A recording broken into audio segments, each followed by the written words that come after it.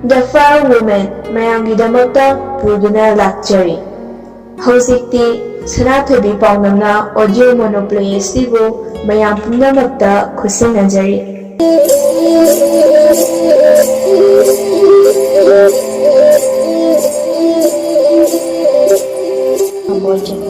Dollar ꯀꯞꯄ ꯐꯥꯖꯤꯟꯖꯩ, ꯑꯗꯨꯕꯨ ꯃꯤꯠꯂꯨ ꯄꯤꯔꯥꯡ ꯏꯍꯧꯔꯛꯏ꯫ ꯁꯣꯏꯗ ꯉꯥꯝꯗꯅ ꯆꯠꯂꯨ, ꯑꯩ ꯂꯩꯍꯧꯔꯤ ꯍꯥꯏꯕꯁꯦ ꯀꯥꯎꯒꯅꯨꯀꯣ꯫ ꯃꯄꯥꯅ, ꯕꯦꯝꯃ ꯆꯪꯉꯣ ꯆꯪꯉꯣ꯫ ꯀꯦꯊ꯭ꯔꯤꯟꯁꯨ, ꯑꯧ ꯕꯕꯥ꯫ ꯀꯦꯊ꯭ꯔꯤꯟ ꯃꯃꯥꯏꯗꯨ ꯂꯩꯊꯣꯛꯂꯒ ꯗꯤꯄꯥꯔꯆꯔ ꯊꯥꯔꯤꯕ ꯒꯦꯠꯇꯨꯒꯤ ꯃꯅꯨꯡꯗ ꯆꯨꯝꯅ ꯆꯪꯈꯤ꯫ ꯗꯣꯂꯔ ꯊꯤꯡꯗꯨꯅ ꯂꯩꯔꯝꯕ ꯄꯤꯗꯣ ꯈꯥꯡꯕ ꯉꯝꯂꯛꯇꯕꯗꯒꯤ ꯑꯣꯛ ꯈꯣꯡꯅ ꯀꯞꯊꯣꯛꯈꯤ꯫ ꯅꯪꯅ ꯗꯣꯛꯇꯔ ꯑꯣꯏꯔꯒ ꯊꯣꯛꯂꯛꯄ ꯐꯥꯎ ꯉꯥꯏꯔꯝꯃꯨ ꯍꯥꯏꯔꯝꯗ꯭ꯔꯤꯕ ꯀꯔꯤꯒꯤꯅꯣ? ꯀꯦꯊ꯭ꯔꯤꯟ, ꯑꯩ ꯈꯥꯡꯕ ꯉꯝꯗ꯭ꯔꯦ꯫ ꯃꯄꯥꯅ, ꯕꯨꯡꯉꯣ ꯍꯜꯂꯁꯤꯔꯥ? ꯗꯣꯂꯔꯅ, ꯑꯧ ꯕꯕꯥ꯫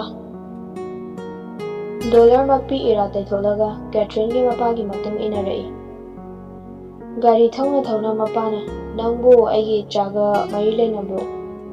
ꯗꯣꯂꯔ ꯈꯥꯡꯄꯣꯏ ꯂꯥꯛꯄꯣꯏ, ꯍꯥ ꯀꯩꯕꯣ? ꯃꯄꯥꯅ, ꯐꯥꯒꯤ ꯇꯧꯕꯅꯤꯗ꯫ ꯗꯣꯂꯔ ꯏꯁꯃꯥꯏꯜ ꯑꯃ ꯄꯤꯁꯤꯜꯂꯤ ꯃꯄꯥꯗ꯫ ꯗꯣꯂꯔ ꯃꯊꯃꯣꯏꯗ ꯈꯜꯂꯤ, ꯑꯁ ꯁ꯭ꯋꯥꯏ ꯁ꯭ꯋꯥꯏꯕꯨ ꯂꯥꯎꯏꯅꯦ, ꯀꯩ ꯋꯥꯍꯪꯅꯦꯒꯦ?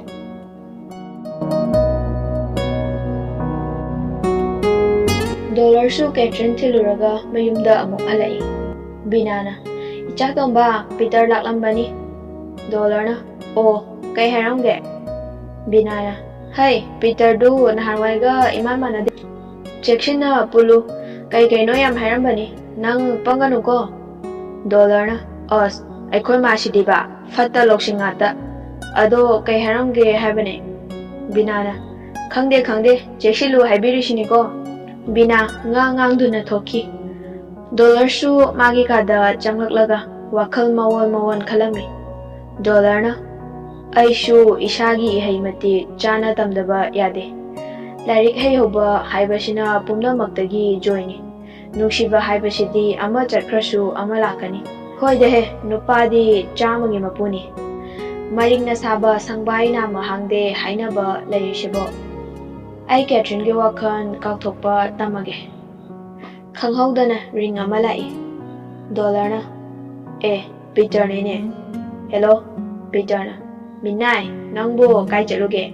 ꯅꯌꯨꯝꯗꯁꯨ ꯂꯩꯍꯧꯗꯦꯅꯦ꯫ ꯗꯣꯂꯔꯅ, ꯑꯔꯣꯟꯕ ꯀꯕꯥꯔ ꯇꯧꯕ ꯆꯠꯂꯨꯏ꯫ ꯄꯤꯇꯔꯅ, ꯇꯧꯔꯝꯅꯤꯌꯦ, ꯌꯥꯝ ꯃꯥꯟꯖꯗꯕ ꯁꯤꯡꯁꯦ ꯃꯅꯨꯡꯗ ꯍꯟ ꯆꯪꯉꯤ ꯍꯥꯏꯅꯕꯅꯦ꯫ ꯗꯣꯂꯔꯅ, ꯅꯪꯗꯧꯅꯗꯤ ꯆꯪꯗꯦꯍꯦ꯫ ꯄꯤꯇꯔꯅ, ꯍꯣ ꯐꯔꯦꯁꯦ, ꯂꯣꯏꯁꯤꯜꯂꯝꯃꯣ, ꯄꯨꯡ 2 ꯅꯪꯅꯕ ꯗꯦꯠ ꯅꯥꯎ ꯑꯃꯇꯪ ꯆꯠꯂꯨꯁꯦ꯫ ꯗꯣꯂꯔꯅ, ꯍꯥ ꯀꯅꯥꯒꯤ ꯗꯦꯠ? ꯄꯤꯇꯔꯅ, ꯂꯩ ꯃꯌꯥꯝ ꯂꯩ꯫ ꯗꯣꯂꯔꯅ, ꯀꯩ ꯍꯥꯏꯕ ꯅꯪꯒꯤꯗꯨꯅ?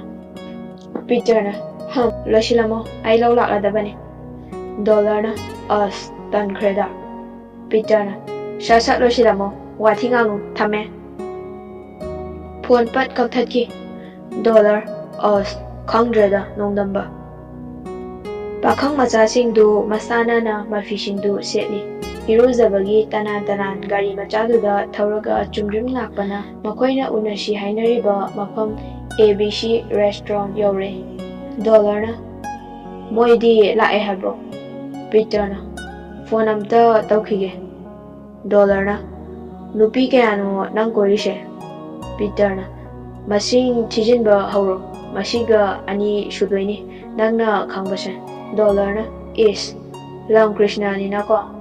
ꯄꯤꯇꯔꯅ, ꯑꯧ꯫ ꯐꯣꯟ ꯇꯧꯏ ꯄꯤꯇꯔꯅ, ꯀꯩꯅꯣ ꯌꯧꯔꯛꯇ꯭ꯔꯤꯕꯣ ꯅꯪꯕꯣ? ꯀꯨꯏꯅ ꯉꯥꯏꯍꯟꯅꯨꯀꯣ, ꯊꯝꯃꯦ꯫ ꯗꯣꯂꯔꯅ, ꯀꯥꯏ ꯌꯧꯔꯦ ꯍꯥꯏꯅꯣ? ꯄꯤꯇꯔꯅ, ꯌꯧꯔꯛꯑꯦ꯫ ꯗꯣꯂꯔꯅ, ꯅꯪꯅ ꯀꯃꯥꯏ ꯇꯧꯔꯤꯅꯣ ꯈꯪꯗꯦ, ꯅꯨꯄꯤ ꯃꯌꯥꯝꯁꯤꯅ ꯑꯃꯨꯛꯇꯣꯏꯕ꯫ ꯄꯤꯇꯔꯅ, ꯁꯤꯅꯦ ꯅꯩꯕ ꯍꯥꯏꯁꯦ, ꯑꯩꯒꯤ ꯁꯑꯣꯡ ꯁꯥꯗꯥ ꯋꯥꯉꯥꯡ ꯁꯉꯥꯡꯁꯤꯗ ꯃꯣꯏ ꯂꯣꯏꯅ ꯉꯥꯎꯔꯤꯅꯦ꯫ ꯑꯗꯨꯒ ꯑꯩꯁꯦ ꯌꯥꯝ ꯆꯝꯕ ꯃꯥꯟꯗ꯭ꯔꯥ? ꯑꯗꯣ ꯃꯅꯨꯡꯗꯗꯤ ꯆꯝꯗꯦ ꯍꯥꯏꯕꯁꯦ ꯍꯦꯛ ꯎꯕꯒ ꯃꯇꯝ ꯈꯔꯗꯤ ꯈꯪꯕ ꯉꯝꯗꯕꯁꯤꯅ ꯃꯈꯣꯏꯒꯤ ꯃꯔꯥꯏꯕꯛ ꯊꯤꯔꯤꯅꯤ꯫ ꯍꯧꯖꯤꯟꯕꯁꯨ ꯃꯣꯏꯅ ꯍꯧꯖꯤꯜꯂꯛꯀꯅꯤ, ꯂꯥꯞꯊꯣꯛꯄꯁꯨ ꯃꯈꯣꯏꯇꯅ ꯂꯥꯞꯊꯣꯛꯈꯤꯅꯤ꯫ ꯗꯣꯂꯔꯅ, ꯅꯪꯅ ꯀꯩꯝ ꯍꯧꯖꯜꯂꯨꯗꯕꯁꯤ ꯃꯉꯥꯏ꯫ ꯄꯤꯇꯔꯅ, ꯅꯨꯡꯁꯤꯕꯨꯗꯤ ꯍꯥꯏꯀꯣ ꯑꯩꯅ, Adagi makha tabadi moina ngatane. Nupa aikoidi tongzaba ngaktane. Nupi moidi mangjabane she khangda male. Dollar na Peter na. Hoida he. Ahauba chapotna imangda chabiro na khilagabo chaningoidaba aigi oningoidaba kanabu leigene. Mashini punsirol haishe. Dollar na. Nangshidi machal machi loina mangbai fibamnine. Peter na. Kanana mangi haino enjoy tawbai wa khaktani. Dollar na. Nangna logadabadi amatangi kaino. Peter na. Ado ai masana yadana tawubro. Poina yabai natro. Tokshida nupa haishidi singaktani. Nangdabu fangjadabagi wani chakso. Dollar na. Ibungo nangsu nachaningo polakanine. Peter na. Taning dehe ai masana yadudi kanamta masasokte. Dollar na. Leme he. Peter na. Naidro. Dollar na. Yam naire he.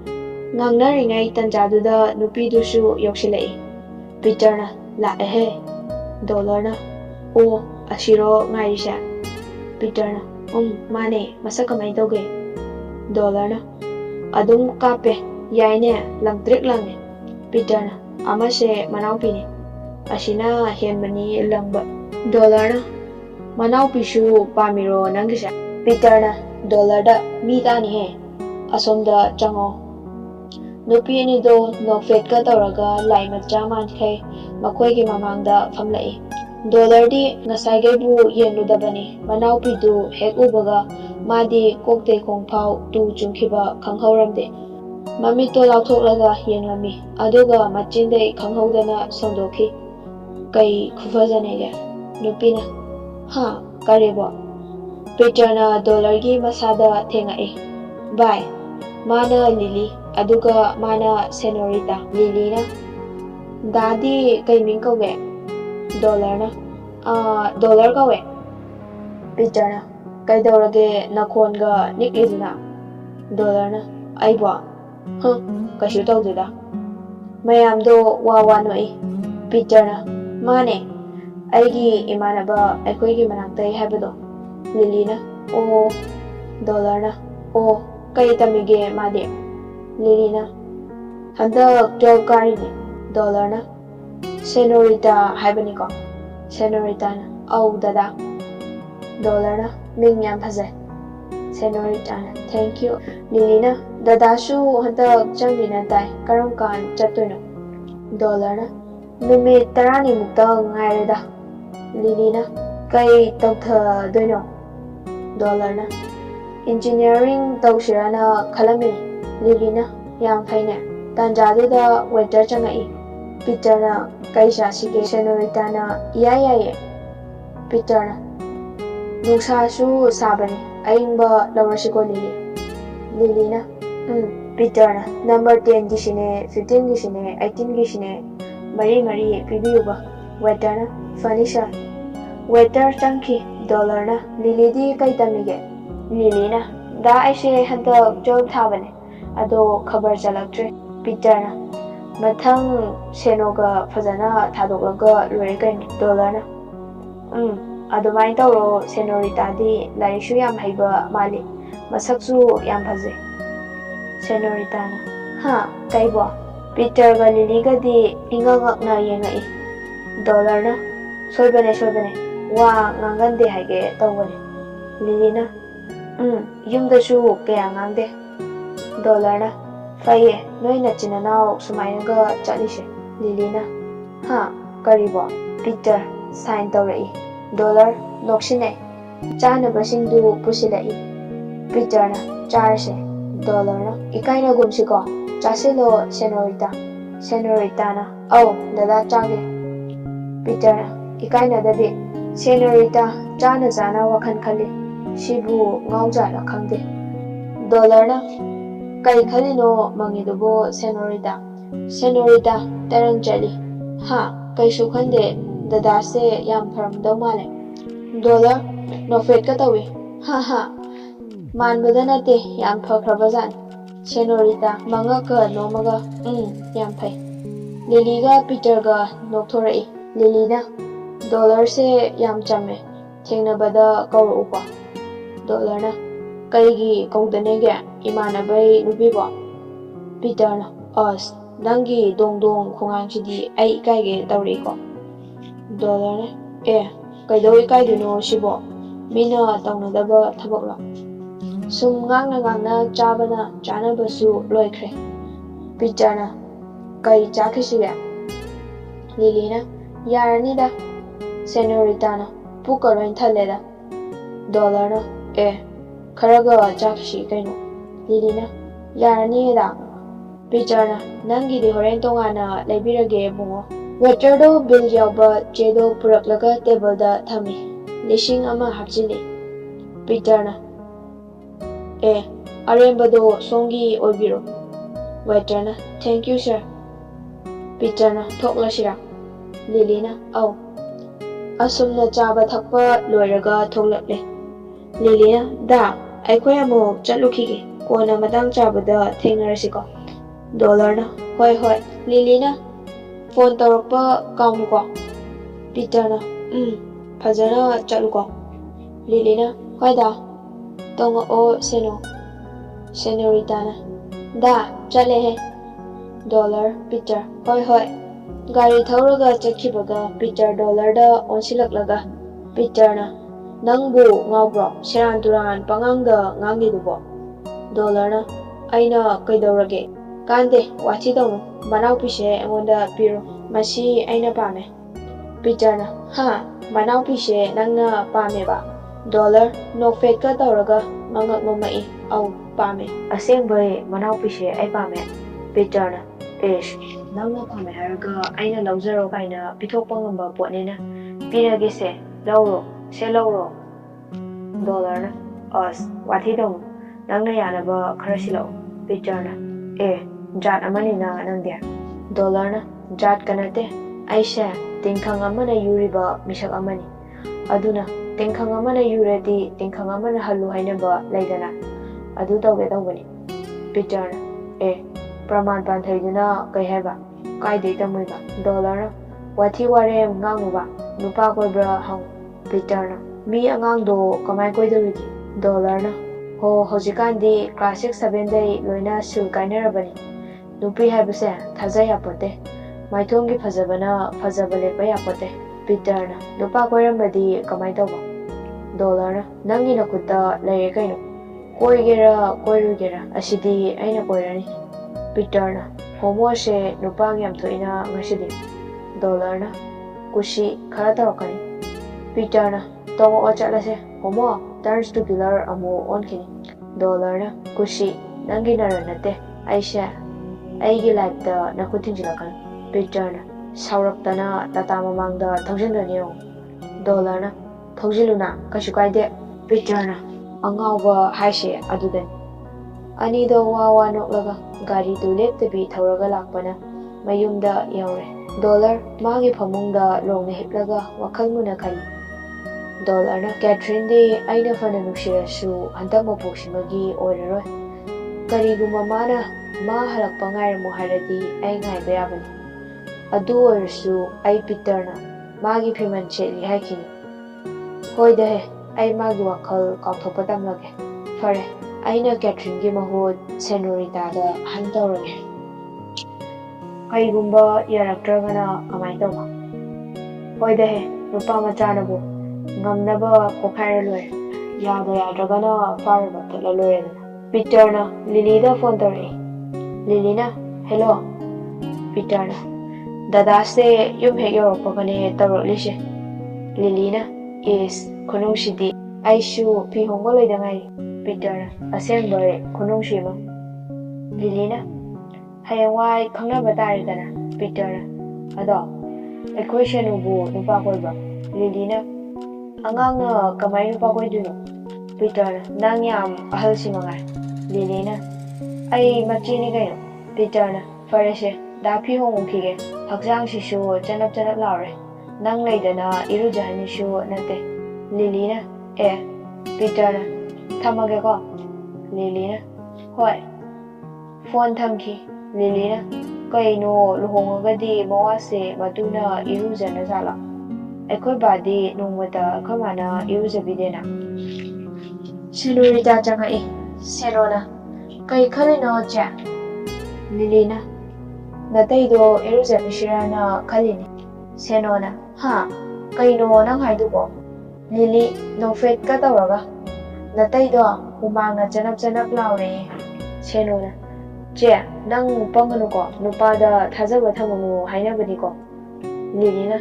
Adunabu aina det chatpada nanga dum chatminai natra. Senona. Hoi ba. Ado mamaga babaga khangradi ibani shibra khangpote. Lilina. Khangoi he. Adugidi nache plan tawtharkese. Senona. Is. Plan yam haibinina. Lilina. Khara tawakani. Senona. Ado ngasagi muthi thibado kainom tawiko. Ai hainade mathang lakpadadi adui nupado purakanu hai. Lilina. Mi icham chamdai Senona. Chammasu kainom tawi hainade habane. Ngang do wadi ngang de ngang oidaba katukarang ta ngangi kaina. Lilina. Ngai khone adui nupado nang pama maline magi mawonga. Senona. Tokatche he adubu nupani kaina. Lilina. Is. Magulaido khandra. Senona. Nang pamiro adui nupada hainabigene.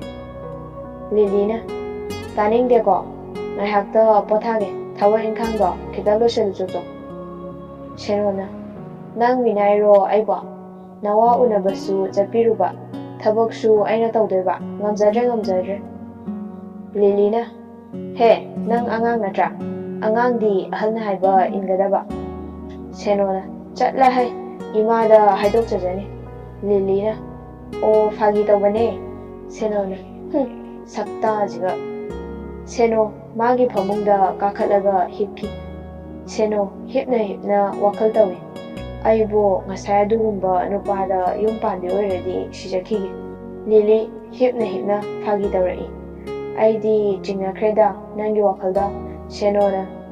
Yam khangbiyanina. Lilina. Yam jingnaningai oiba. Senona. Ho paktre bema 12da pheloi bisidi. Handaka kayarak no nang thadoisha. Mawa koi bagase changi mal. Lilina. Adudi kaida hangurane huina thipa magumane. Senona. Handak dine 12 to tanthuk na ba hotna jo. Aina class hen bigijani. Lilina. Chatla hai aduma oidrawani. Fail se aina nungaitadana obibe wani.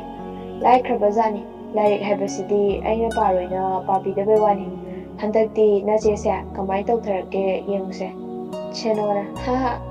Laibana oira. 12 na tawlaida. Lilina. Kushi nang ngamjabadra. Senona. Ngamjaroi. Anirak thada oiradi lambida chatpa angawba ma pharaga chethokhige. Lilina. Is. Ngamani he.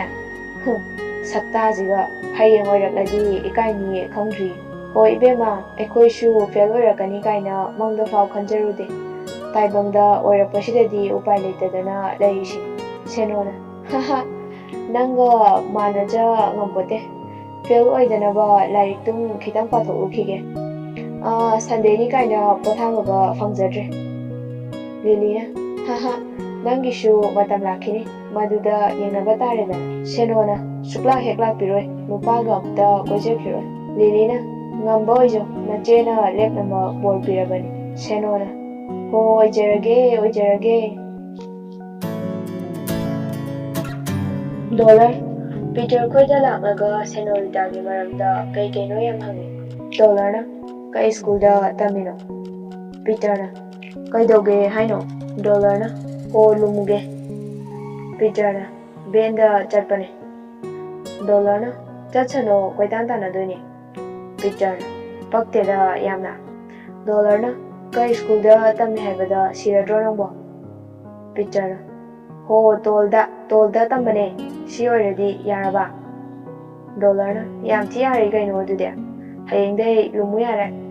Peter na kaiba. Dollar na ho hayengdai lumurage haba. Peter na tawnuko mi angangduda wathi ware. Dollar na nupani kaino nupida tanadana huida tanukcho haira.